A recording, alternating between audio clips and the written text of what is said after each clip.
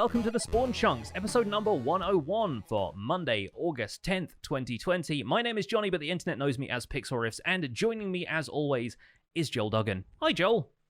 Hello, and if you would like to hear more about global warming, bald heads and beards, you should listen to the Render Distance. That's the pre-show conversation that Johnny and I have every week, and you can find that at patreon.com/thespawnchunks. Yes, I hope everyone enjoyed listening to the Render Distance last week. For everybody who missed episode 100, what are you doing, you fools? Go back and listen to it, because we actually released the full Render Distance, the kind of pre and post show that we do for the Spawn Chunks as the full episode in the main feed. It's up on YouTube as well, and it was my first experience using the YouTube feature that breaks the episode down into sections. You can actually click on certain areas of the bar and it will tell you what that segment of the show is by putting timestamps in the video description. It's actually quite a neat feature. So if you want to skip the Render Distance because you've heard it already, or because you just want to skip ahead to the main discussion topic, you can skip around in the video that way. I probably won't do that for every show going forward, simply because I feel like most of the time we only have a couple of segments in the show, but wanted to give that a try because it seems like a neat feature of the platform. I feel like less people want to skip through the podcast to different sections, and perhaps some of our listeners, especially people that are supporting us on Patreon that do listen to the Render Distance, that maybe don't have time for the full 2-hour show at the moment and just want to get to the nuts and bolts of the Minecraft content. Can want to skip ahead. And they're not links, but I do list the start and end times of the Spawn Chunks in the Render Distance on the Patreon blog post. So it'll say something like, Spawn Chunks starts at 13 minutes and 45. So you can just skip your podcast player ahead to that point and get to the intro music and stuff, and then we go from there. Mm-hmm. What have you been up to in Minecraft this week? How's Minecraft treating you these days? Well, I have been spending a little bit of extra time in the Nether, surprise, surprise, and the netherite hauls continue, and I'm actually getting pretty happy with the build. I think getting the pillars in this past weekend was a big help. So I'm throwing some pictures in our live Discord right now, so if you're a patron and you want to listen live on the show, you also get some images right away. The endless darkness is a feature I'm actually quite enjoying. Unfortunately, it means that I have to double the length of the haul. There's currently a pillar every 5 blocks, and there's 9 pillars, maybe more, and I have to make it 18. Either way, it's a good 90-something blocks long. We're gonna have to make it longer than that, but it does look very cool. I'm pretty happy with that part of it. This past Sunday, though, I was struggling with the wall design, which is something else I need to do to kind of complete the look and start to really understand how this is going to feel when you're walking through it. It's going to be a very dark build, so I'm not putting a ton of detail in the wall. But again, the exercise in working with Blackstone continues to be challenging as I'm trying to do more with it on the walls than I was with the floor. Because this is the most I've ever used. I do like the side texture of Blackstone. It does suffer, unfortunately, from that Minecraft problem of being very repetitive when you put a big wall of it together. Yeah. So what I've started to do was a tip that we got way back on episode 10 from Wells Knight, which was making sure that you add depth to your builds. Design, detail, and depth were the 3 Ds that he shared with us. And so I've been adding depth to some of the flatter sections, and then putting small, like little furnace wall ember burning things that just kind of give a little bit of light in the spaces between the pillars. The idea is that I want the pillars to be the main feature, but I need to light them somehow, otherwise you won't be able to see them. And unfortunately, magma blocks don't give off enough light, so I'm feeling that pinch of needing a dim lighting option. And I understand that soul fire lanterns or soul lanterns will give off 9 as opposed to the full 15. But then you've got to hang those somewhere, and I don't want anything blue in this. So I'm having to hide the soul lantern behind a wall, which will let the light through, but then it's so far back that I'm not sure if I'm getting really 9, like you're still only getting like light level 5 by the time it actually hits the hull. Yeah. So I'm struggling with where to put that kind of stuff, because the way that they've changed slabs is that the bottom slabs will now block light the way that you would expect a full block to. Yes. Yeah, they do. Yeah. So the other thing that I could possibly do, which is I'm toying with, but I didn't have time to do it the other day, which was to put lava in there instead of magma, and just have the lava be far enough back and have it be either not visible or just somewhere where it can be the light that actually hits the hull ends up being lower around 9 or so. Mm-hmm. But I'll have to play with that. And I'm not sure how much of it I want to do because I think I kind of have to do the length of the hull first and then toy around with where I put lights by using things like torches really quickly just to kind of test to see like, well, I don't want to put lava every 10 blocks because then if it's too bright, it's like, well, that's a lot of work that you've wasted and all that kind of stuff. So Mm-hmm. I'm looking forward to finishing it, and it's nice to have a big project to just kind of like, I don't have to worry about what I'm doing today. I just have to log on and continue the slog. But I did feel myself getting pretty frustrated with Blackstone by the end of my stream on Sunday. I was like, yeah, it's time to, we're done. I'm done for the day. I Yeah, don't want to work with this anymore. that is fair. So yeah. I like Yeah. looking at these screenshots, which I presume you're going to add to the show notes this week. Yes. The noticeable flecks of lava dripping from the ceiling. So I presume most of that is just a lava lake above that, like, and presumably one block above that if you're getting any of the drip particle effects. Is that something? Yes. Is that something you considered doing as an effect for the build, or was that just a circumstance of where you happened to build this in the Nether?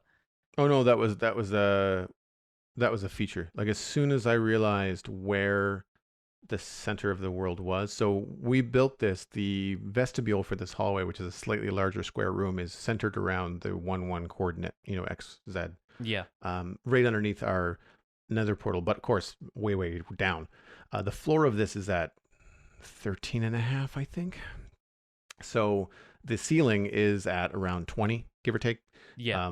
But there is a large lava lake that continues the length of most of the hall, and I think another one just on the other side of a small island above it. So, yeah, no, and I've done this before. I've gone underneath a lava lake to create a path to the gold farm, and I've got drips that happen in there. No, this was 100% the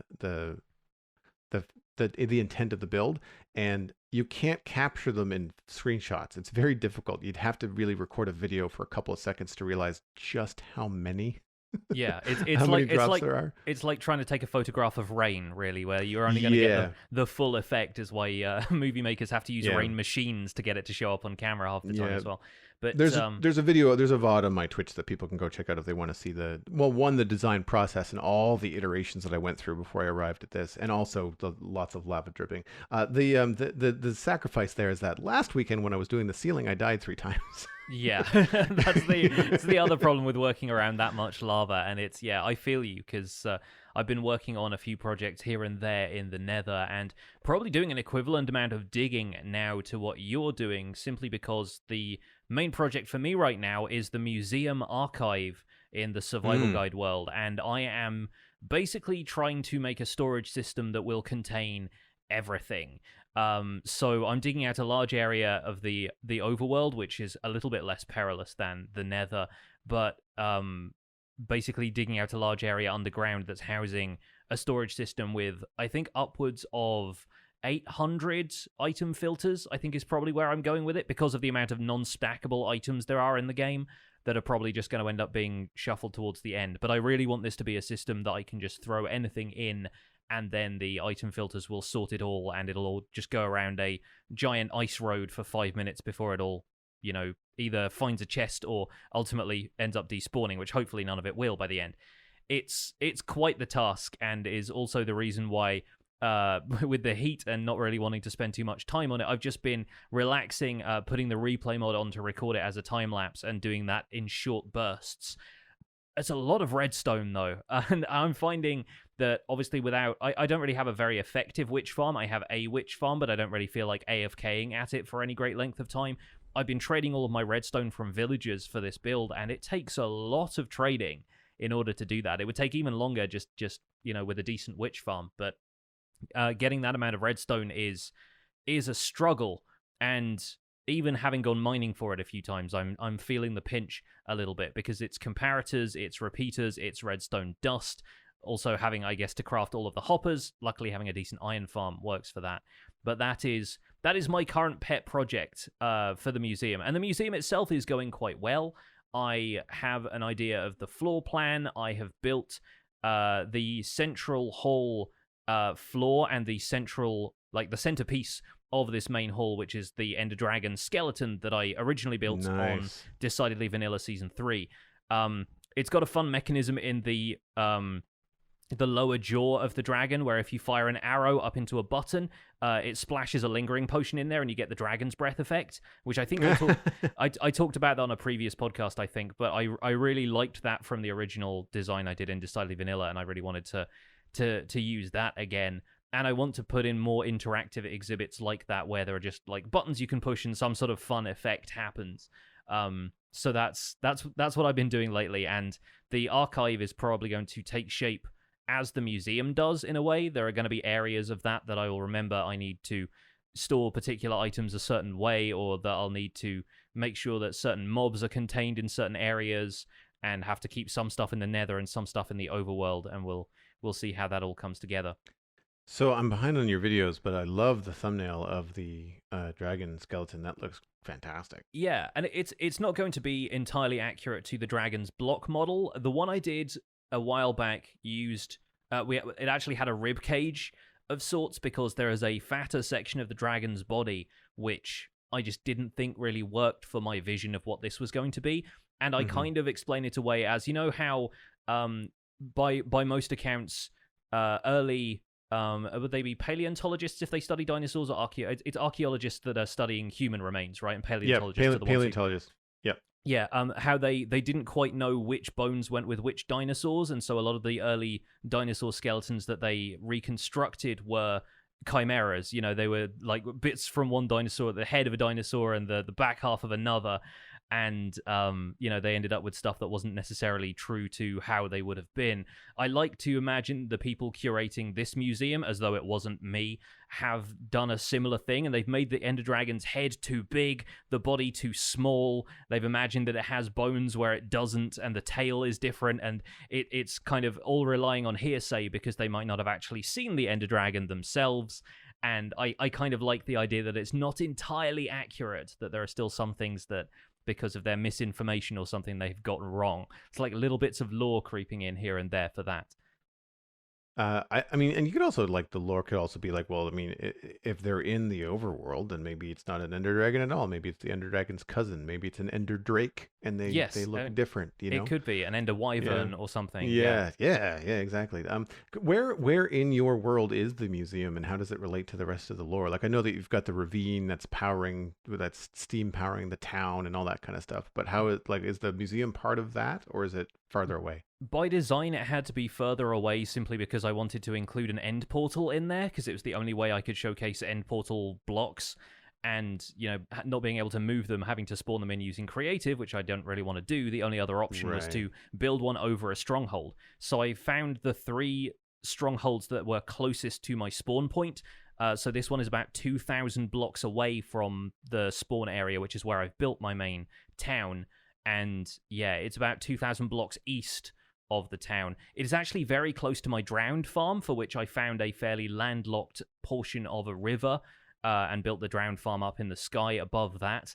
And yeah, I'm a little bit worried that the museum is going to end up being so big that it might end up incorporating the drowned farm into it at some point. But then again, that just becomes, hey, here is a way of showcasing spawning mechanics for that particular kind of mob. Maybe it makes sense to do that. But yeah. We'll see how big the project ends up becoming, but there's enough space around it. There is a pretty sizable plains and forested area that doesn't take too much to flatten out, which is what I'm doing for the majority of this. I'm planning on landscaping the area around it afterwards, but it's taking shape so far. It is going to be much bigger than its current incarnation is. The footprint I've drawn out has just the basic, here is some, you know, stone and wood and you know, there's some area for trees and how stuff grows naturally versus how you can turn it into crafting ingredients and stuff like that. There's going to be all manner of stuff in there about how each of the components breaks down and is used for something else. So it's going to be a warren of different things with multiple floors and that kind of stuff eventually. But my ambitions for this are quite grand, and I am hoping that I don't end up getting burnt out on it over the next few weeks and months, because I think when it's finished, it could look pretty spectacular. Nice. So let's move on to the news. We have a snapshot or two. This is all the pre-releases for Java Edition 1.16.2. We had a pre-2, a pre-3, and not one, but 2 release candidates, the last of which just came out on Twitter, thanks to Sliced Lime posting about it literally 10 minutes before we started the show. So that was very good timing on Sliced's part. In the pre-2 release, we had Crimson and Warped Roots no longer requiring shears when mined. Maybe a bit of feedback about that. In pre-3, it was mostly bug fixes for stability, and the release candidate hinted at the fact that the estimated release date would be tomorrow, which is Tuesday, August 11th, 2020. And the second release candidate, I think, was just a few minor bug fixes here and there, just a couple of things that didn't quite get tweaked right from release candidate 1. All of the blog posts will be linked in the show notes, so you can go and check out the change logs for those if you want to. In other snapshot news, Jeb has gone back to combat test snapshots, which he's been sharing with the community on Reddit. On account of wanting to move the combat stuff forward now that 1.16 seems more or less finalized. We have the full changelog for that, once again linked via the Reddit post in the show notes, and I'll read a few of the changes here, although there's quite a lot to include here, so I'll just kind of pick out a couple of highlights. But it's worth reading this section at the top, which says, again, there are some radical changes, which means we're still not ready to move on to phase 2 of the tests, which means fewer system changes and more focused on number balancing.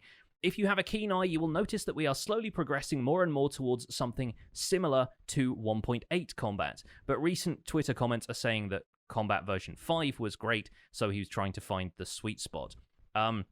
So there are a few changes to the aim assist that have been added in previous combat test snapshots, removing the coyote time effect, about which more, I think, in a previous episode.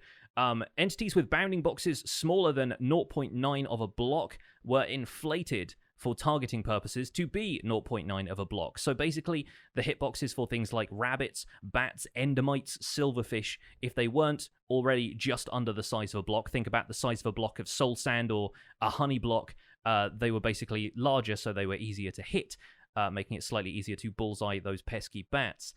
Swords were changed to always have sweeping attacks again, and axes to have it with a sweeping enchantment. Missing a hit now only puts a 4-tick delay until the next attack, regardless of the weapon. So if you hit something, the cooldown timer applies. If you whiff and you end up missing your target, you can attack them again pretty quickly, making combat a little faster. The base reach of weapons was increased to 3, which was previously 2.5, and it removed bonus reach for delayed attacks. Shields will now only protect up to 5 damage for melee attacks, but it's still 100% against projectiles, and shields recovered faster after an attack.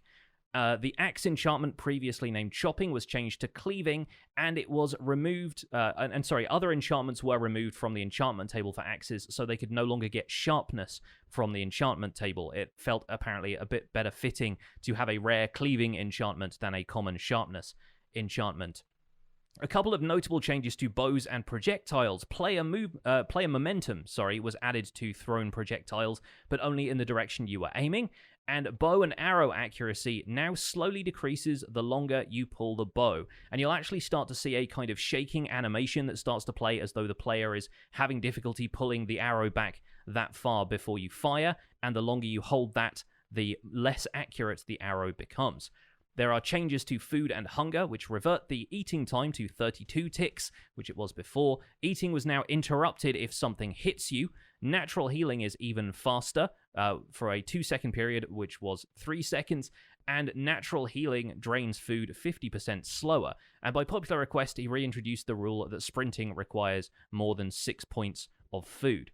A couple of other changes, including fixes to knockback and damage values on items being off by 1 client side. The attack indicator has been completely removed, and there are a couple of changes, nerfs to sweeping edge damage to adjacent mobs. Last but not least, we have a full release for Optifine 1.16.1, which was actually released last week, but we missed it on account of having a lot of other stuff to talk about with it being our 100th episode. And on August 1st, 2020, there was a full release of Optifine 1.16.1. I'm pretty sure there will be a fairly swift release for 1.16.2 because it doesn't seem like much visually has changed either.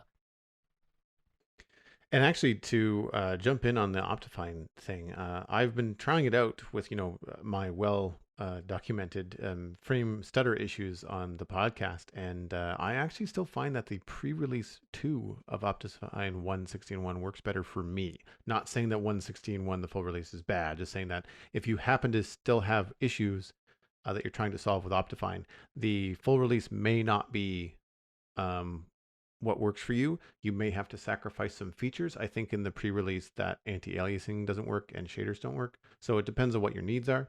But you might want to explore the pre-releases if you still have trouble with it. I don't have a lot to say about the snapshots and the pre-releases and the release candidates. It all sounds just like bug fixes and crashes, and most things are kind of going in the way of being finalized. How do you feel about the Crimson and Warped Roots no longer requiring shears? I think it's good. I don't know if that means they still require player action, like if you need to punch them to break them and you still obtain it that way instead of needing shears and silk touch, but it depends whether or not the shifting floor farm design that I figured out works, if it is possible to break a block and obtain that item, or if the player needs to hit them. I haven't tested this snapshot out because it seemed so minor that I figured I would just see what changes were brought to the full release.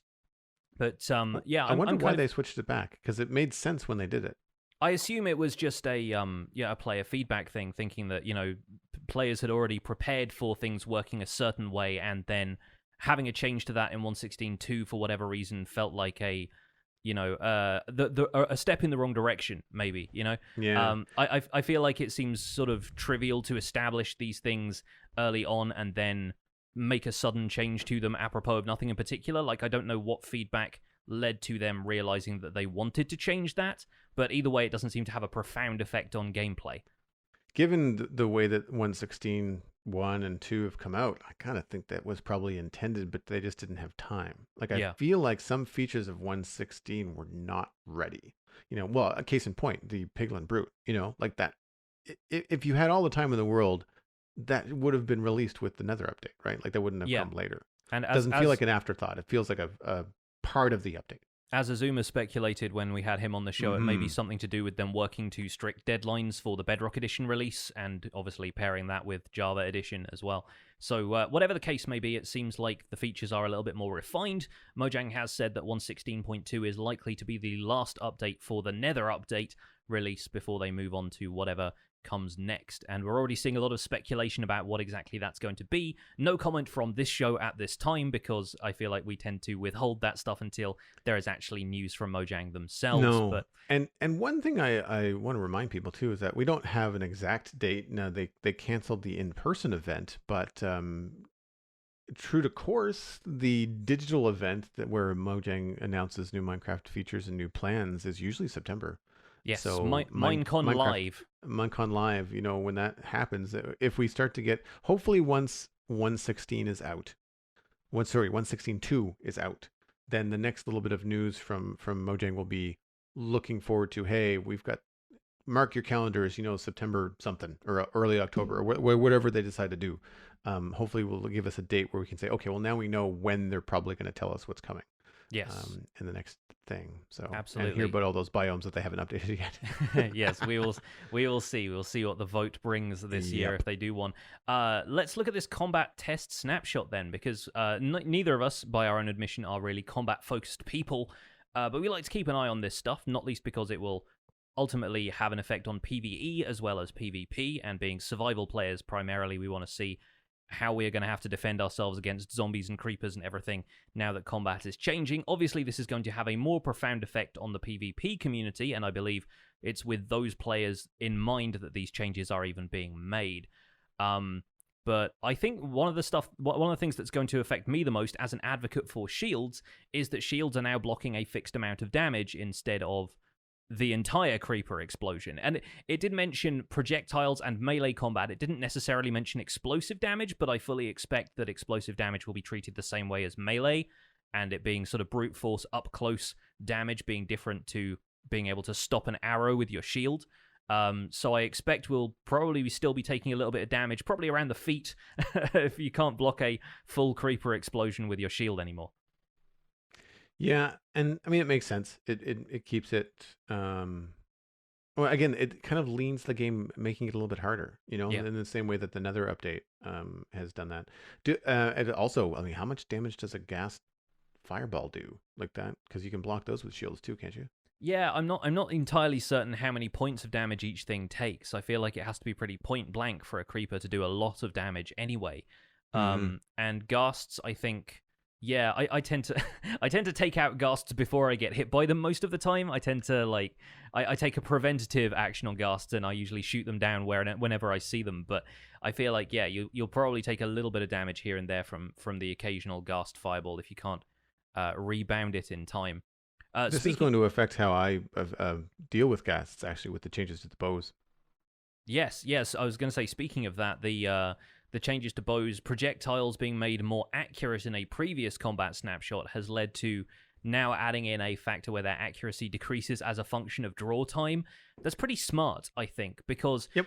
we've seen more and more people, I think, argue the case that target blocks are a little bit too random to interact with right now because even if you have a fairly accurate shot, you're not always going to be on target because of the variance in arrow movement. And the combat snapshot improving on that meant that arrows were too accurate, and there wasn't enough randomness in deciding, whether or not arrows could be an easy hit or an easy miss. And so balancing that by having the longer the player draws back the arrow, having an accuracy decrease in that, yeah, makes a lot of sense to me. And while it's maybe not as accurate for archery, I saw a few people complain in the comments that, like, I do archery and that's not necessarily how that works.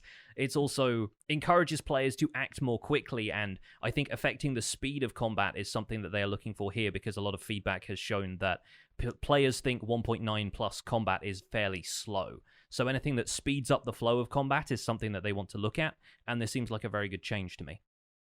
Yeah, and it gives you a nice reason to choose between a crossbow for accuracy and a bow for the higher skill set. It's almost like the crossbow is like, well, if you have a little bit of a shaky hand and you're not that great, you might not want to go with a bow. Because currently when I deal with a ghast, I tend to draw the bow back full while I'm hiding behind something, and then come out from behind it and take out the ghast because I've already drawn my bow. I don't have to wait within range of the ghast to draw the bow.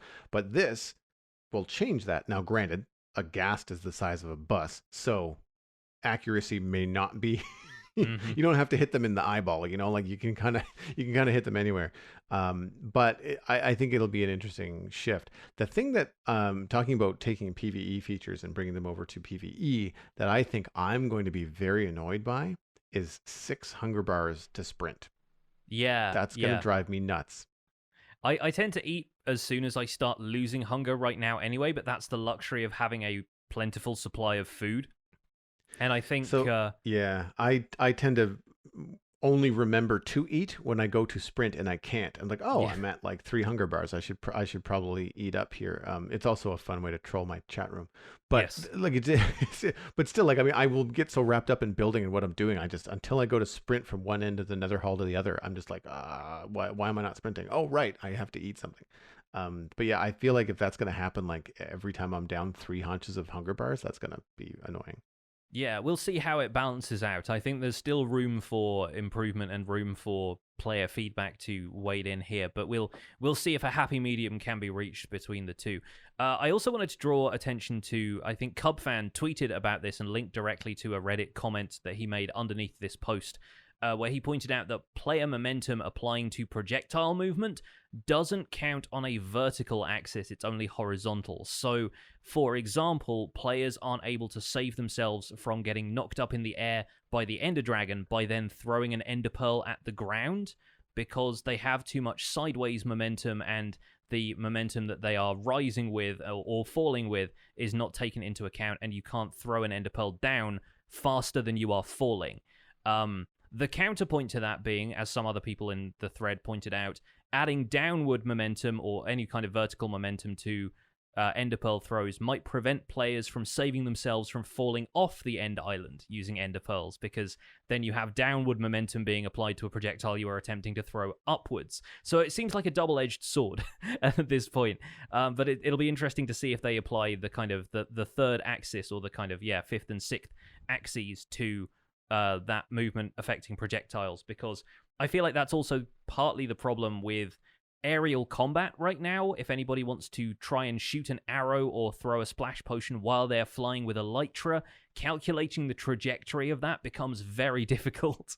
And yeah, kind of needs a galaxy brain intellect to figure out exactly where something is going to land if you're trying that in a combat situation. Yeah, they're more like bombs than they are arrows. You're gonna have to like drop them.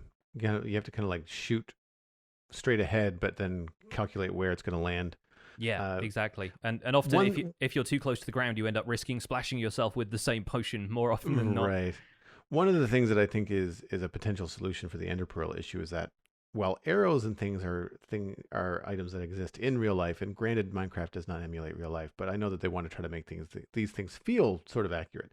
Ender pearls do not exist, so I don't see a problem with just increasing the speed of an ender pearl just because it's an ender pearl. Like just in all cases, like when you throw it, just make it go faster. Doesn't matter, what the momentum is. It's an ender pearl. Who knows how it operates? But I was watching Exuma's video about the combat snapshot, and he couldn't get the momentum to work at all, even horizontally. Do you have to jump? Do you know if you have to leave the ground to do it? I'm not entirely certain. It seems to be the kind of thing that would be boosted by sprinting and then jumping, and then if you fling it at the sort of the zenith of your jump, then you'd probably be able to throw it a little further. But if he's been testing that and it hasn't worked, then maybe it's just not quite implemented the way people were expecting to use it. Yeah, maybe. I think that's it for the news this week, so we might as well move on to listener email. Thank you, folks, so much for writing in as ever. The email address, if you'd like to email the show, is spawnchunkmail@gmail.com, and we've got a couple of emails to read here. First one comes in from Joseph. Is Minecraft just an architecture simulator? Hi, Johnny and Joel. First off, thanks so much for the podcast. It's great to listen to an in-depth discussion on my favorite game while I don't have a lot of folks to talk to about it in real life. My question, do you think that more often than not, Minecraft gameplay consists of building houses or developing the land around you with farms and even town-like aspects? I think many times we build more buildings than anything else. I know there are different niches of play like Redstone and PvP, but do you think more often than not we are just making buildings? And does that detract from the idea that Minecraft is limitless? Thanks again for the show, Joseph. Great question. Thanks for the email, Joseph. Short answer, nope. I think that check out. I really enjoy these folks. Check out Elysium Fire on YouTube. It's not their most recent video, but they did like a giant spaceship, and when I say giant, I mean like build limit sized spaceship not too long ago. And granted, it's rendered and it has shaders and things, but it is definitely not a building. And even though they are kind of, I guess, known for doing a lot of buildings, they'll often do very odd shapes, like futuristic cyberpunk stuff. They'll often do a lot of older cities, and there's buildings, but there's also ships, like sailing ships from like the 1600s, which are a very different shape and not at all just another house. For me, though, I think the long answer as an artist, you got to remember that the sheer volume of people playing Minecraft, not everyone is going to think outside the box. Sorry, not sorry for that. Minecraft lends itself to building things with straight edges, and that makes it easy to make them look good. One of the appealing aspects of Minecraft, even for me as an artist, is that how quickly I can get something down and have it look like a house without a lot of struggle. It looks decent without a lot of work. And I think that most people that play the game, being the most popular game on the planet, they're building in the same way because that's how they see the world. And just like not everyone in your neighborhood can paint a portrait or compose a song, not everyone that's playing Minecraft can make a spaceship, or what, I can't remember, is it Pearlescent Moon that does all the sculpture stuff? I know Gemini Tay does it as well. Pearl is well known for her organic builds, Right, so big sculptures and cool stuff like that. Like, not everybody has that kind of shape analysis.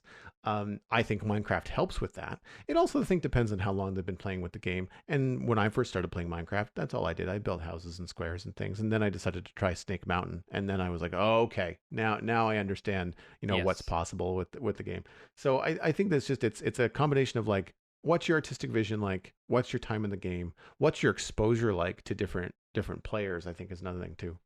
Yeah. I think we tend to bring to survival games what we need to survive in real life. Looking at this from a more philosophical angle, we are used to living in traditional looking houses, so we build traditional looking houses. And obviously that can vary and your mind can wander a little bit, and you can build a modern house that might be nothing like the house that you live in, but it may be inspired by real life buildings.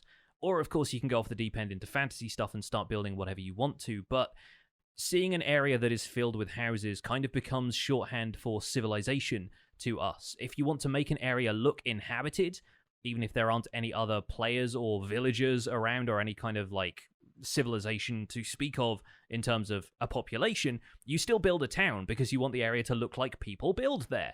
And, you know, it just becomes shorthand for a settlement of some kind needing to have houses. Of course, those houses can look as different or as realistic as you want to because you have such a variety of materials to build in. But I've talked about this before. Some of the easiest to acquire materials in Minecraft are wood and cobblestone, which lend themselves very easily to building houses. And personally, I tend to build on the surface because I like to see progress and get an overview of what I've built. But people often make things like cave bases. If you want to do the survival base route, you can build something that has a really sprawling underground network of tunnels and farms and all of that kind of stuff. And that doesn't necessarily fall in line with a traditional house. But I consider those as archetypal of Minecraft than the cobble and oak wood starter houses that you see, because that's just one of the ways to play the game. You can hollow out a cave section, easily light it up to spawn-proof it, and you're off to the races at that point. Just look at what Etho has been able to do with his main cave base on his single-player Let's Play for the longest time. And I think that's, again, it's something that people overlook because it's not as easy to share as a building of a house on the surface is. You know, like it's difficult to get an overview of quite how big that base is unless there is a particularly cavernous area that you can take a screenshot through. But I do think a lot of Minecraft building tends to revolve around traditional looking structures because they are the easiest thing to relate to. It goes a little off topic, but I've been listening to an RPG podcast where they have started playing a game system called Stillfleet, and it involves future technology. This is sort of 100 million years into the future when humanity has probably evolved out of the state it currently exists in, and the game begins on a giant multiplanar space station made out of living rock. And the human mind can't easily conceive of these things. These are concepts that are, you know, part of this sort of far future speculative science fiction that not everybody's brain returns to, and not everyone is going to be able to interpret a picture of that or a build in a Minecraft world as instantly getting what that is. Whereas if you see a house, it's 4 walls and a roof, you start drawing them as a child, all of that knowledge is kind of ingrained in you as a human being. So I feel like the reason people tend to go towards house as the first thing to build, not even just in a survival context, but you tend to go towards those images because it's what you've known your entire life, more or less. Yeah, I'm trying to think about how I build myself in Minecraft, and I definitely lean on the building side. I'm interested in more like grand things like halls and like nether hubs. Granted, I am doing the modern city, but that's just all buildings. That's kind of like the appeal of doing that. It's one of those, and the appeal in Minecraft of doing the modern city is that everything's got a straight edge to it. Yeah. Well, I shouldn't say that. A lot of modern architecture has arcs and things to it, but in the way that you're adapting a city to Minecraft, it does help that a lot of the buildings are straight edges. But yeah, a lot of the builds in the meadows and stuff that I started off with, it's all houses and barns and inns and castles and mills. Now they have different shapes, but still they're buildings. Yeah, the kind of medieval pastoral kind of look. And yeah. I think a lot of the time what you tend to get into later, thinking of your massive field of sugarcane as an example of this, is aesthetic terraforming. And, you know, farm areas like that, while they may or may not be realistic to real life, are another way of expressing yourself within Minecraft that doesn't necessarily revolve around building houses. Same goes for my mountain project and things like that. You can shape the landscape in a way that obviously we can in real life, but that requires more specialized tools, I guess. Yes, whereas yeah. you know we've only recently begun to do sort of aesthetic gardening and stuff. I guess there's examples of that as far as ancient history, but people were building huts and things long before that. So it really goes to show. I think too that the Minecraft environment, while there are other biomes, once you're in a large enough plains biome, it does start to look the same after a while. Like, rolling hill to rolling hill doesn't change a whole lot. And I think that one of the experiences that most Minecraft players have, especially if it's not their first video game, if they play other games, then you want that experience of that crafted environment of coming around the corner and seeing the sweeping wheat field with the wheat mill in the background, the windmill, idea. I feel like stuff like that really pushes people beyond just the building and into the landscaping. Yeah. And what would you say? What would you say the steps are, like, as you mentioned with the survival thing? Is it like house, then landscape, and then house or building, multiple buildings, landscaping, and then does it go into larger structures? Like, is that like the natural progression of, like, well, I've done a house, I've done some landscaping, I've done a village, I've done a lot of landscaping, and now I'm on to castle or ravine, hall, or like some other crazy thing? Do you I think feel that's the progression? I feel like some people just skip straight to castle, to be honest with you. Once you Mm, start gathering cobblestone, you just think, yeah, I'm going to build a giant stone thing, and that's a castle to me. But I think it also depends heavily on the culture in which you were raised, the kind of stuff you saw on TV, that kind right. of, did you grow up watching Braveheart, that kind of thing. But I think, yeah, I don't know if I didn't touch landscaping in Minecraft when I was playing on console. I built all kinds of stuff, but I always used to just work with the terrain, except maybe flattening things out. I never created terrain until much later. So I feel like, if anything, landscaping, it comes at different times to different people, but it's probably going to be a little bit further down the road once you can visualize something that's going to take a broader stretch of the landscape and transform it. I feel like that seems like a larger project than putting together a castle or something like that. 'Cause Right. No, it I agree. I it changed my tune. Yeah, I agree. yeah, I think it just becomes about what you have acquired in the process of going looking for your early game materials. You once you've done enough mining for diamonds that you have a full set of diamond gear, you probably have more than enough cobblestone, unless you've been putting it to use somewhere in the meantime. So I think a lot of the time people are more keen on, you putting all of that stuff to use instead of going digging for mounds of dirt that they can then turn into a more realistic rolling hill. But And rolling hills have a different shape language too. It's more advanced in terms of your artistic, vision. yes, Castles have straight edges and towers and things like that a lot of the time, whereas rolling hills with a voxel game, it's not easy to wrap your head around. yeah, it's a little bit weird how landscaping and architecture become two different prospects when you're dealing with a medium so easily moldable as Minecraft. Thanks for the email, Joseph. That was awesome. Moving on, we have an email here from Ross, which kind of tackles the flip side of this problem. What is un-Minecraft? It says, hey, Joel and Johnny. Nope, that feels weird. Hey, Joel and Pix. Always in the discussion of wanted features is the conversation that X feature doesn't feel like Minecraft, or it would violate the core of Minecraft. I'm one of those players that's returned to Minecraft after a long absence, and I think 1.0 was the last time I really played. Coming back, there are so many features that I would never have imagined would be in Minecraft, but each one has done a lot to make the game feel more fun, less grindy, and delay the onset of burnout.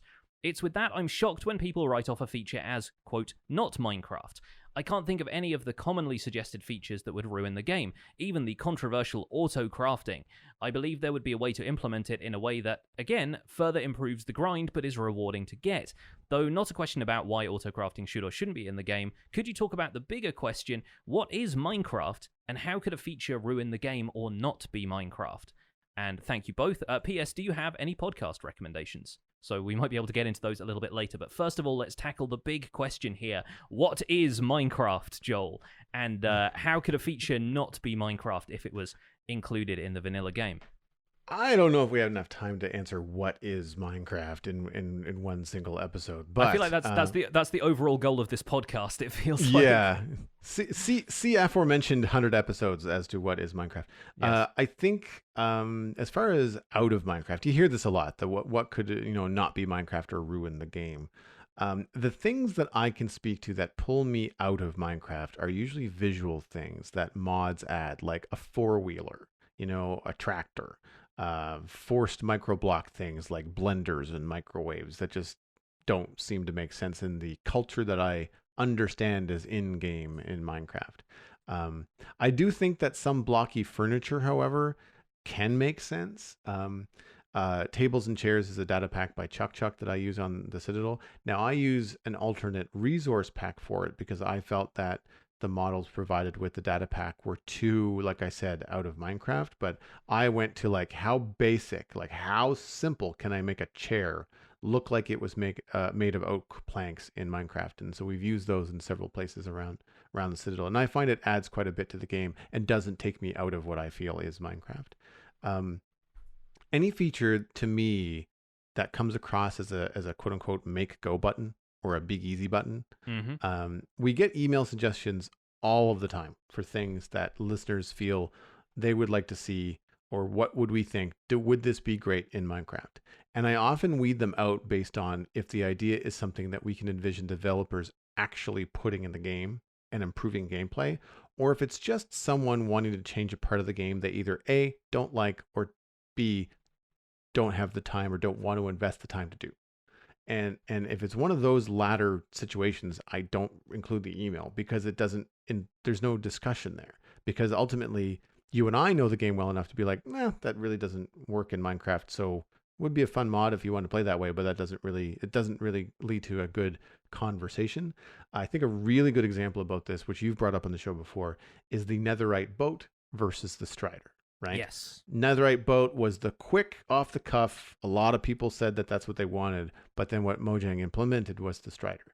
The Strider is the Minecraft way of doing things, right? And the Netherite boat is the quick, easy button that everybody wanted. I said, not everybody, a loud minority will say. And I think that that's kind of like the split. And so for me, when I think about something that I would want to add to Minecraft, something like ambient sounds that we've talked about, that, birds chirping when you walk through the forest does not feel outside of the realm of Minecraft. I hear bees buzzing, we hear cows mooing when we go by them. I don't necessarily need to see a thing, and that might be where Mojang is drawing the line. I don't really know, but it would be nice to have stuff like that. I don't have it on currently because I'm enjoying experiencing the in-game designed Nether sounds, the ambient sounds. But I know that one of the things that's available, and one of my server mates plays with a fabric mod called Mambiance that adds ambient noises to Minecraft in the overworld and the Nether, but it was made before the Nether update. So the overworld noises are things like, seagulls and waves when you're by the ocean, and crickets and stuff at dusk so that the sun is going down. Just little things like that. And you have to adjust the volume and stuff like that. But it was fun when I played with it, and it added a bit without breaking the Minecraft experience. As far as features, like one of the things that I brought up in the past was like some sort of like nether goo that would allow us to move things via liquid in the nether that doesn't destroy them. Maybe it's, certainly not as fast as water. It just seemed like the sacrifice that you would make there is that it would be slime or slow or something. And that, to me, biased as I might be because it was my idea, feels like it could be very Minecrafty. Yeah. Whereas I'm trying to think about something else that they could do in the Nether that would be similar, that would be un-Minecrafty, and I don't know what that might be.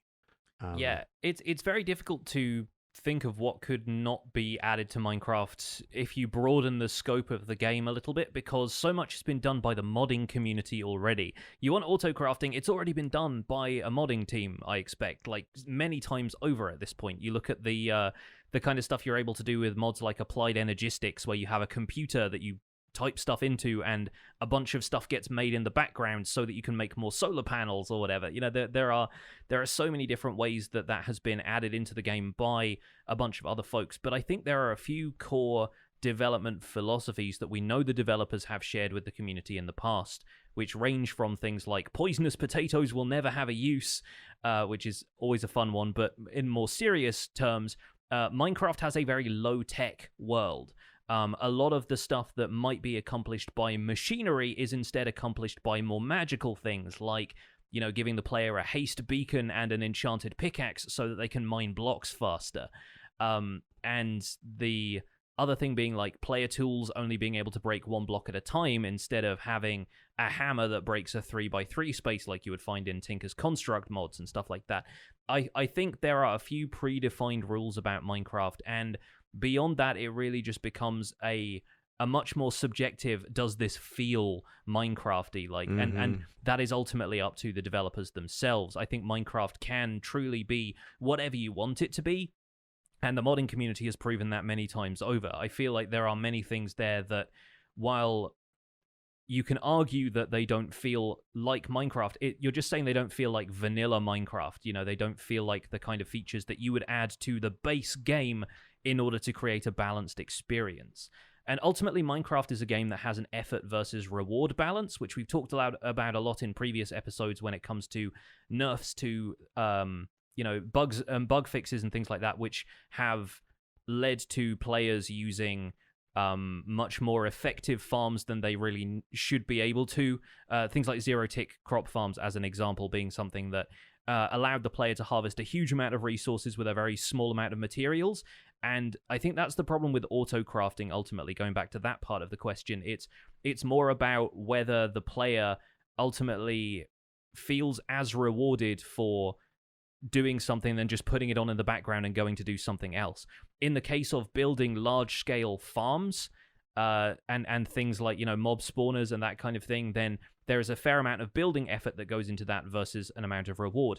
And I don't know if the same reward is present in just going somewhere and acquiring an item by whatever means that allows you to make an automatic crafting table. It then just comes down to, well, this is a very compact setup that you can put anywhere. I feel like if you had an auto crafting thing in mind that felt like the amount of effort that you put into something like a large-scale sugarcane farm, then it would have to almost be like a multi-block contraption, and it would have to change the way crafting in the game looks in its entirety in order for it to really feel like it was more than just a one-block solution to something. Going back to what you were saying about the netherite boat being the easy option to it, I feel like one-block solutions for things are kind of the same, and that may be why things like, more specialized redstone components haven't been added in the past, like something that makes your redstone divert in various ways, and adding in things like resistors and other stuff that can potentially be added into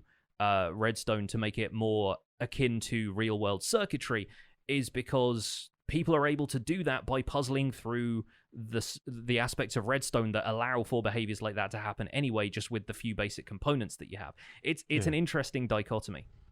So I have a parallel that I can put down, and I promise it won't take too long, because I did talk about it at length on the render distance last week, which is available to everybody. So it's not just a Patreon thing.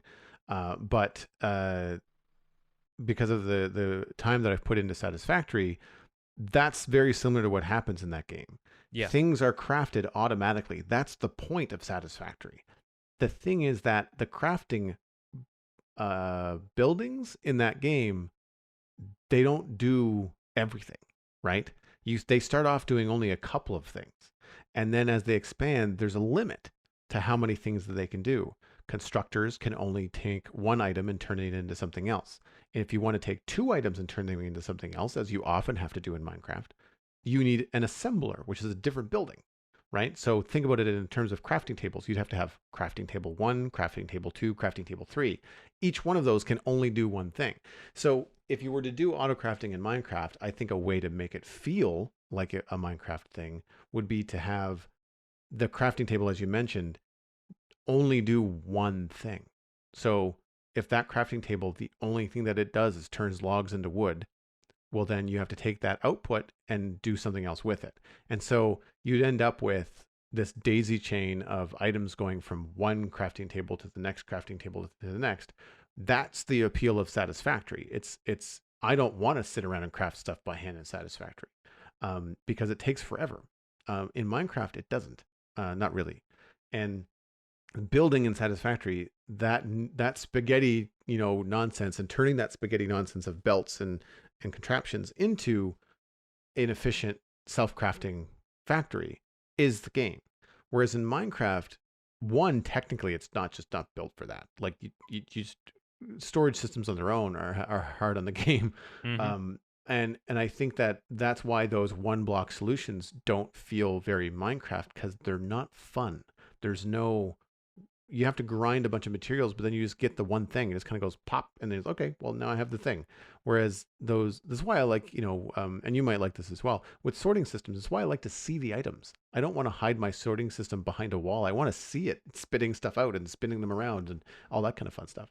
Yeah, I totally agree with that. It's nice to see the inner workings of something. I've seen people encasing their redstone contraptions in glass because they still want to see all the moving parts. And I feel like Yeah, that's also you worked really hard on that. yeah, exactly. That's also Yeah. part of Minecraft being low tech is that like, getting to see all of those pistons firing and stuff. It's like, the fascination with the technological side of it.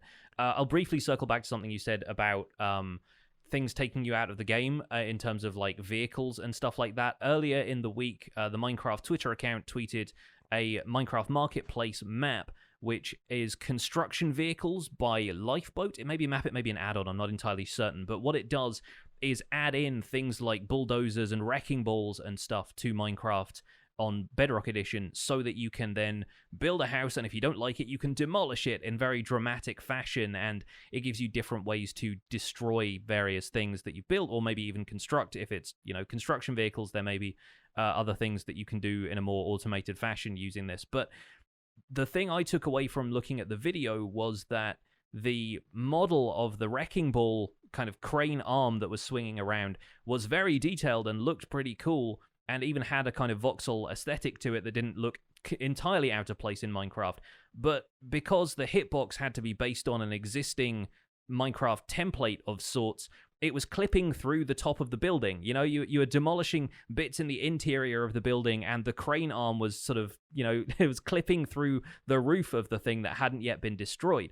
Minecraft physics kind of works completely differently to the way this wrecking ball is supposed to function. By knocking down a wall, the roof should fall in on it, and yet the roof was still there, and the thing itself was just gliding through it like it wasn't there. So I feel like there are some things that just break your immersion with the game, and I think ultimately that's one of the things that like makes Minecraft, in essence, what it is not feeling like, hey, this shouldn't be here. That going back to that subjective feeling of the whole thing, like the essence of Minecraft seems clear when you are playing the game, and if anything takes you out of that feeling of being in a completely different world, then that to me feels like it strays away from being what I would consider Minecraft at that point. Mm-hmm. Speaking of what I consider Minecraft, this week's topic is going to be inspired in part by me trying to fill a museum with everything in Minecraft in my survival guide series, but also a Reddit post that I saw by a user named Lunar Complex, who was collecting one of every item in survival Minecraft and storing it all in item frames. So it was a very visual way of looking at things. They were also spawning in all of the creative only items using commands, so they had a bunch of spawn eggs and stuff. Basically, it looked like they'd just gone through the categories of the creative mode inventory, taken a note of what everything was, and just arranged it visually so you could see it. And they were trying to get hold of absolutely everything. And I wonder, like, looking at the display of everything there, how many of those things I just overlooked? How many of the things that I would have to remind myself were in the game in order for me to go out and get them for my museum? So I was wondering, in terms of using, I put it as using every part of the mushroom, what aspects of Minecraft, be they blocks, items, mechanics, and so forth, do you and I overlook in our day-to-day play? So the blocks were the easiest one, and I had a couple things spring to mind, but I did open up a creative menu and kind of go through the blocks quickly and just kind of flag the stuff that I've used or collected only because I'm a completionist and I wanted a chest full of wood, and I don't actually build with it at all. I don't use diorite very much at all. Polished diorite's a little bit better now, but I just don't really find a use for it very often. Birch log, so not the wood. Stripped birch wood is great, but the birch log, the black and white texture. Yeah. Don't tend to use that unless I'm making a tree. Acacia woods, jungle woods across the board, just don't tend to use them. Default yellow stained glass doesn't go with anything. Yeah. Red sand and sandstone. Not that I dislike it, it's just hard to come by, and I haven't had an excuse to use it. Had I done a Western themed build, I probably would have had a very different tune. Yes. Purple and stone, cause barf. Bricks. Surprisingly, I don't use bricks very often. Mycelia, Corals. I don't get the corals and use the corals very often. Honey blocks and honeycombs, like the honey block, just haven't had a chance to use it really. Beehives, etc. Jukebox, one of the older blocks in the game. Never use them. Hmm. And as of yet, not the lodestone, just because of how expensive it is. Yeah. And as per my experience at the top of the show, soon Blackstone is also going to be on this list. Fair enough. Yeah, fair enough. And I think it'll be difficult for you to overlook Blackstone considering how much you've built with it in the Nether, but still, it will be not at the top of your list when it comes to the blocks you might want to use. I think it's interesting that material cost obviously factors into a few of those. Thinking specifically of the red sand and sandstone example. Yeah, and honey is actually quite an expensive one if you want to use large amounts of honey blocks. It really requires a pretty industrial bee farm for you to make more than just a couple of blocks. In my case, I totally agree with purple and the more garish designs of glazed terracotta. I challenge anybody here to find a good use for magenta glazed terracotta in a build that isn't just pointing a direction of which way to go because it's the one with the giant arrow on it. But yeah, with that said, I frequently overlook textures that in retrospect I feel like are really good and really fun to use. The example that immediately springs to mind are mushroom stems and the spore texture that you get underneath mushroom caps. And I think there's a barrier to practicality there because the stem blocks are so tough to get in large quantities. You just have to keep growing giant mushrooms over and over again. You churn through a lot of bone meal that way. It's like harvesting wood when the leaves are actually a bit of a pain to get rid of. I think people are facing the same sort of problem with Warped and Crimson now, is that there's just so much netherwort to churn through so that you can get to the juicy blocks at the center, as it were. And same with Shroomlights, I guess. It becomes a bit of a chore to get hold of that stuff. But the stem blocks are really nice looking, I think. There's a very interesting texture you can use there alongside things like bone blocks and quartz and white concrete, and there's another option there for using those in walls of houses where you want that kind of mock Tudor wattle and daub kind of style white wall. There's like a little bit of coloration to it that works well, and actually tiles pretty well considering it's a stem block, and a lot of the other logs have a very rounded looking texture with darker edges at the sides. The spore texture on the flip side, you can make it out of any of the mushroom blocks, but you have to place blocks on all of the solid faces that you want to be visible as spore blocks, and then take them away again, and then you risk breaking the spore block in the process, and then you have to go back to square one. So those can be a little bit difficult to use, and just place down a large area of them and sort of go over them once seems like the most sensible way to do it. But those are tricky to obtain. I feel like coral is another one that I forget about and don't tend to think about using it much because its reliance on water is such a handicap for building with it. And there are so few occasions on which I've thought, yeah, I'll use coral for that, and try and figure out a way of installing water in that just so I can use coral. I feel like there are alternative blocks that spring to mind, which maybe goes hand in hand with Mojang's mission to encourage people to preserve coral reefs, but at the same time I feel like is maybe something that we could use a little bit more. And I've started using dead coral in some places because I feel like it obviously doesn't rely on water being present and is even more versatile than using living coral is in builds. I think with coral, one of the things you'd have to try and do is build very large. Like I'm thinking about using coral in like really bright colored pillars or something like that, where you could hide the water going down the middle. Yeah. And you wouldn't be able to make it completely square because the corner blocks wouldn't get any water. But you could do like a 3x3 pillar that had like chamfered corners, and that would work. But again, like you have to have a build that would house that. Like if you just want to use some coral here and there, it becomes very, very tricky. I feel like even with the data pack on the Citadel, where we can craft coral blocks by harvesting the coral, and so you could essentially create some renewable coral if you want to bone meal in a warm ocean and get it that way. So it's not going to destroy the thing. But I think the coral too is that we've lucked out and we have like a giant 1,000 block long, coral reef on the Citadel, but like not everybody has that, and not all coral reefs are close.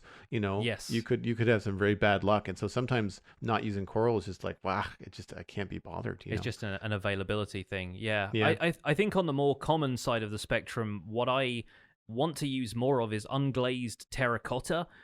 just for the Hmm. color options. I feel like I've come back around since wanting something as bright as the concrete color palette so badly that now I think of terracotta as actually a kind of nicer and more subtle, refreshing alternative to concrete, because concrete is so bright. If you look at the difference between yellow concrete and yellow terracotta, the yellow has more of a kind of a slightly duller but more sun-baked, more naturalistic looking color to it, which makes a lot more sense to me. And outside of cyan terracotta, which is of course a really great accompaniment to the gray color palette, I don't really use terracotta all that much in terms of like the stained colors of terracotta. No, I agree, and I've worked on ways to get past that. One of the tips that I can share that I really like about terracotta is it has a subtle texture. It's not really visible all the time, but certainly more texture to it than the concrete blocks, and so it'll mesh better with stone builds often because the concrete just tends to like really pop, whereas you want something to look a little bit more weathered.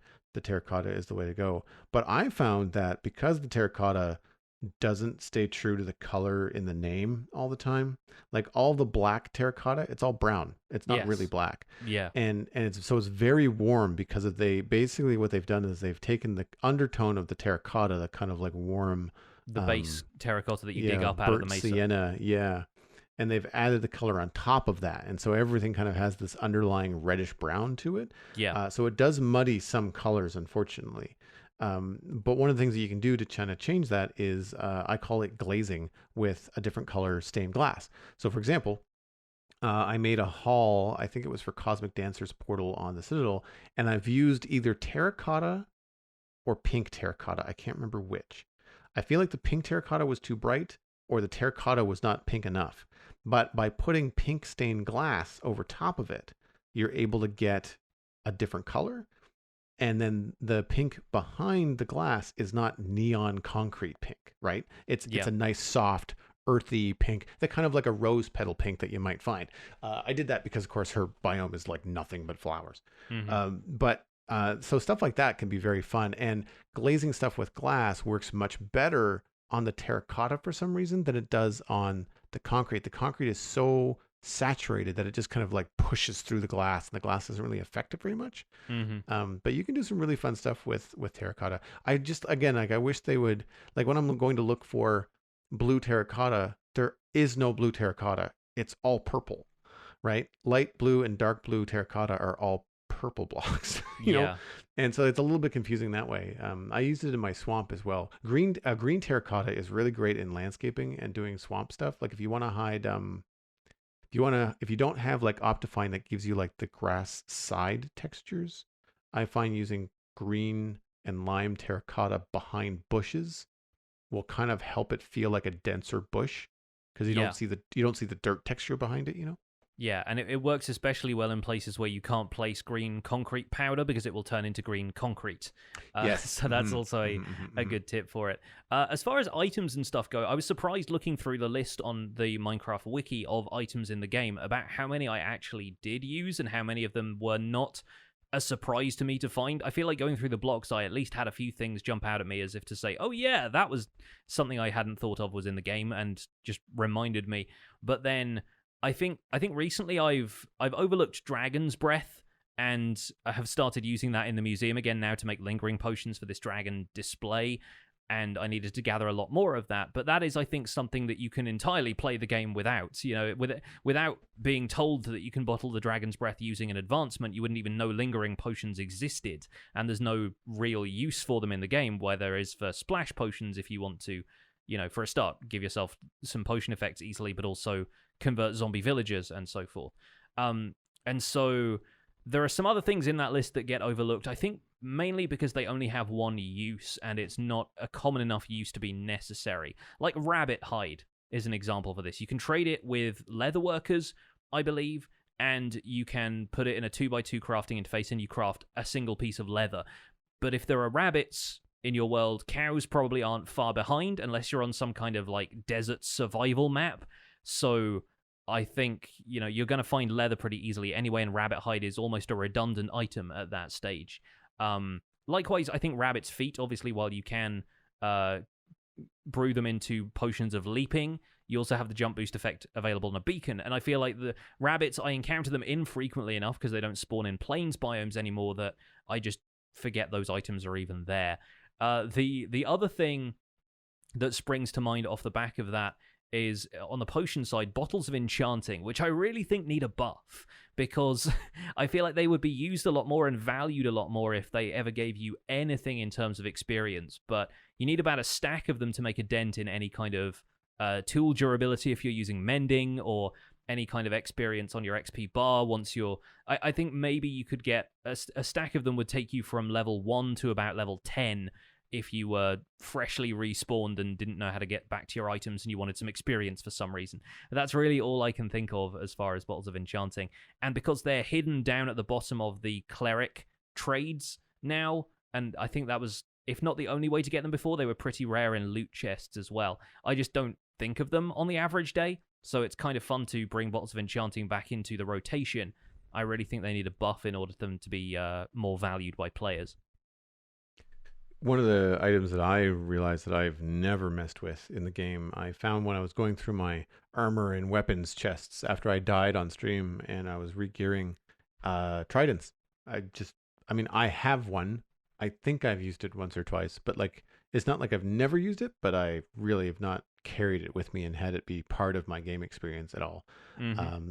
Spectral arrows, crossbow, turtle shell helmet, bowls, the default paintings. You know, Oh yeah. saddles and horses. Now, part of this is because I'm on a legacy server and we just, we've been up for 3 years and saddles and horses are just no longer needed. We've had Elytra for like 2.5 years. Yeah. So we don't need them anymore. Now, saddles and horses and horse armor are things I'm probably going to be using for decorative purposes in the medieval realm when we start building that on the server, because that'll be cool to have horses, in stables and things like that. But as far as that, like, banners I've used, but very, very seldom. Fishing rods, like hardly at all. And furnace minecarts. Yeah, of course, the furnace minecarts. I feel like the common theme there is almost like redundancies, I guess, at this point, because you don't use the crossbow because you have a bow, and bows are easier to craft from the start of the game, and they're arguably more powerful than crossbows, except in very specific circumstances. Tridents, likewise. They're a ranged weapon, great. They're a melee weapon, also great. There are 2 other items in the game that are arguably better at doing both of those things. And it's something that they're trying to add a bit more diversity to in the next combat update by making tridents, like they are on Bedrock, more effective with impaling against stuff that is in water instead of just waterborne animals that, using trident is often overkill. Things like spectral arrows. My problem with spectral arrows is that you don't get to use them on anything that doesn't die in one hit if you have a powerful enough bow. The exceptions, of course, being things like iron golems, which I rarely attack. And then the Wither and the Ender Dragon aren't affected by any potion effects, which includes glowing, which, because it's a potion effect, makes sense mechanically, but makes no sense from a gameplay perspective, because I want to see where the dragon is. It's really difficult to spot in the sky of the end. And then, just looking at some of the other stuff like saddles and horses and so forth, you don't have a need to traverse the overworld on horses, typically, once you get past a certain point anyway. Use the Nether for fast travel, use Elytra to fly around. I feel like horses at that point become something that is for people who are more into horse riding as a, as an in the real world, as an activity, or it becomes something that is used for arbitrary things, for like if you want to set up a race course or something. Mini games, that kind of thing. And I'll confess that I've never used horses. Like I just go from foot to minecart and boat to Elytra. I just don't bother with them. Yeah, exactly. And like most of the time, traveling on foot and having a decent nether portal network will get you everywhere in the world. And so I wonder what can be done in future to eliminate those redundancies, or maybe give these items a new lease of life. I think the trident and the crossbow might see a bit of a renaissance in the combat update once it arrives. I despair for the turtle shell helmet. I feel like, while it's cool that it exists simply because turtles exist and it gives turtles a reason to exist, and the helmet itself is also a brewing ingredient, even that leads to a potion that I feel like is used so infrequently because it gives you slowness as well as resistance, which is more often than not, I think it's a funny... It's almost like a joke rather than it is a useful thing to have. It's like, of course, it makes you slow like a turtle, but also hardy like a turtle. Yeah, I feel like there is, if not a missed opportunity there, then at least too much of a commitment to the bit. I think is what that suffers from a little bit. Yeah. Yeah, I Um, agree. I'd like to see I if they could update mine carts. I know I've mentioned this last episode, but like if they could update mine carts, uh I think that would help with the redundancies for travel. Like if you're talking about, foot, horse, minecart, boat, elytra. I feel like if minecarts had a buff, there'd be an argument there. Horses still get left in the dust, I think, but minecarts could have a new lease on life with an update. yeah. And going back to the Lunar Complex post that inspired this discussion to begin with, there are actually some kind of fun items hidden behind commands that I'd forgotten about, and it's the kind of stuff that is only necessarily really going to come to bear in adventure maps. But did you know that there are knowledge books in the game? I can't remember if this I was do. added, before or after we started the podcast. I think they were added around the same time we started in 113, because that's when recipe-driven crafting became a thing.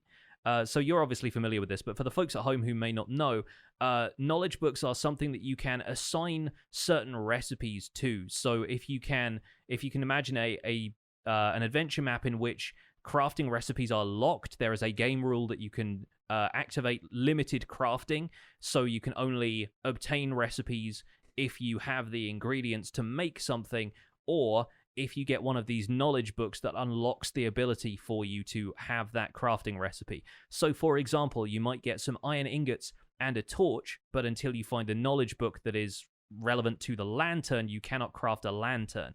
And I like stuff like that. I feel like it's cool that that stuff is in the game. Obviously has no bearing on the standard default survival game, because you don't tend to find those anywhere, but there is potential for those to be used in really interesting ways. I guess the other thing that is like that in a similar way is stuff like, command blocks, I guess, being one of those things that you can only get through creative, and commands is something that I sort of forget about in the game now, especially since data packs have kind of taken over from the functionality of those.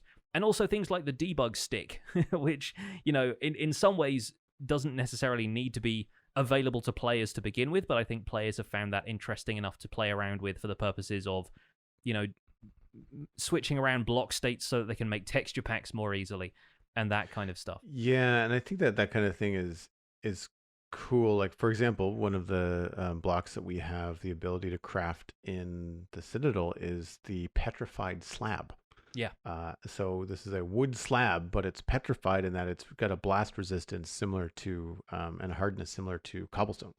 And because you cannot craft it in survival, what it does is it gives you an opportunity to create a slab with a different texture in Minecraft without sacrificing another slab. So you don't have to, a lot of people would say, use something like endstone that I would never build with to create this. But if you do that, then anybody that doesn't have the right texture pack sees the world and sees endstone everywhere, where they're like, why is that there? And so what we've done is that we've created a coarse dirt slab. So when you craft it in the data pack, it's 3 coarse dirt in the same way that you would make slabs. But you get the petrified slab, and then the custom texture pack says, oh, this gets a coarse dirt texture. So it means on some of our rustic paths, you can have a graded hill without having it be steps. So you can have dirt go up in slab increments, half block increments instead. I think this discussion is one that we're probably going to have ongoing into the future, as just like, what have we been overlooking about Minecraft lately? And it'd be great to get some listener feedback on this, of course. If you think there is something that you overlook in Minecraft on the regular, or if you feel like you're one of the rare people who really uses every part of the game, let us know at spawnchunkmail@gmail.com. That's going to be it for this episode of the Spawn Chunks. Thank you so much for listening. You can find out more information about the show and links to some of the stuff that we've talked about today, including all of those changelogs for the pre-releases and release candidates, at thespawnchunks.com. The music for the show is composed by me, and The Spawn Chunks is proud to be a listener-supported podcast. If you're getting some value out of the show, why not consider putting some value back in? You can visit patreon.com/thespawnchunks to join our community, where pledging at any level will get you an invite to our patrons-only Discord chat and gets us closer to our next goal of having a hangout with that Discord chat every month, just shooting the breeze about what we've been doing in Minecraft lately. We are currently at 204 patrons, which is another increase from last week, and we want to welcome another content engineer. We have Dilken7, who has just joined us. Thank you so much for pledging your support. And special thanks go out to you and the other content engineers, Cameron Sigelski, Greener Canuck, JD Williamson, and Yitz for your support on this episode. Sharing the podcast with your friends is the easiest way to support the show. You can find us at The Spawn Chunks on Twitter and Instagram, but a personal recommendation is by far the best way to share the podcast with your friends. Poke a friend in the arm and say, hey, I like this podcast, and here is where you can find it. You can email the show at spawnchunkmail@gmail.com. Subscribe for free on iTunes, Android, Stitcher, Spotify, and YouTube. Leave us a review and a rating on the Apple Podcast app or your Spotify or favorite podcast media platform. It's a great way for strangers to discover the show. They're just looking for Minecraft, and the better that we are reviewed, the more chances are we file in their feeds. The RSS feed is on thespawnchunks.com, and the patron-only RSS feed is on the Patreon page, where you can listen to the Render Distance, the extended version of the podcast. My name is Johnny, but online I go by Pixelriffs, and you can find most of what I do at youtube.com/Pixelriffs, where I attempt to make sense of this crazy and wonderful game in a series called the Minecraft Survival Guide. I also stream 3 days a week on Twitch, doing behind-the-scenes work for the Survival Guide mostly, and I'm also the voice of the unofficial Hermitcraft recap, which you can find through a quick YouTube search. Aside from that, I'm at Pixelriffs on both Twitter and Instagram. Joel, where can people find you online? Everything I'm doing online is at joelduggan.com. My illustration portfolio is there. Links to podcasts I do are there. The Citadel Cafe is there, and you can go to thecitadelcafe.com to listen to that podcast about fantasy, entertainment, and sci-fi fun. You can also follow me at Joel Duggan on social media. Super easy to find. Hope you like food, because that's what Instagram is all about. And I will point you towards twitch.tv/Joel Duggan, where I've been doing double-header weekends of Minecraft and Satisfactory. I think you'll like it. Thanks for visiting the Spawn Chunks. The world outside is infinite, and that's worth preserving.